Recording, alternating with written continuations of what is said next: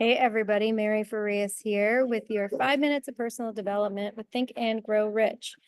Personal development does not stop just because you're at a horse show. So here we are. You might hear some horses in the background, but here we go. The Business Alliance has been in operation for more than 30 years. Out of it, Barnes has made himself rich in money, but he has done something infinitely greater. He has proved that one really may think and grow rich. How much actual cash that original desire of Barnes has been worth to him, I have no way of knowing. Perhaps it has brought him $2 or $3 million, but the amount, whatever it is, becomes insignificant when compared with the greater asset he acquired in the form of definite knowledge that an intangible impulse of thought can be transmuted into its physical counterpart by the application of known principles. Barnes literally thought himself into a partnership with the great Edison. He thought himself into a fortune.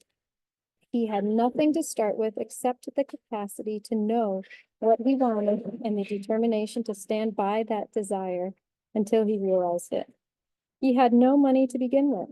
He had but little education. He had no influence, but he did have initiative, faith, and the will to win. With these intangible forces, he made himself number one man with the greatest inventor who ever lived. Now, let us look at a different situation and study a man who had plenty of tangible evidence of riches, but lost it because he stopped 3 feet short of the goal he was seeking. All right, let's go back to Barnes. You hear our horses, they're so funny. So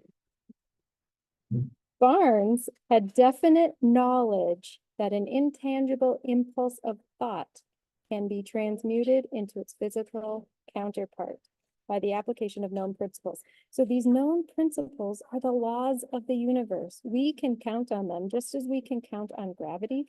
We can count on all of these laws. And it's so great that once we understand what they are, we can begin to use them and try to use them and trust them as we go. So those principles, those laws allowed Barnes to work with it and to thrive. So he thought himself into a fortune. Can you imagine that?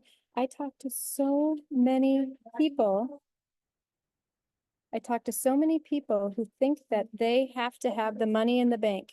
They have to have the time. They have to have the retirement in order to make the decision to do something new, to make the decision to go on a trip, to make the decision to buy a house, to make the decision to buy a car. You don't need anything to make a decision except for a desire. And that is something so important for us to understand. Making a decision costs no money. Think about that. Making a decision costs absolutely no money. So, how many decisions do you make based on stuff you don't have? Isn't that a great question? So the next time you are confronted by making a decision, decide based on what you want, not what you currently have.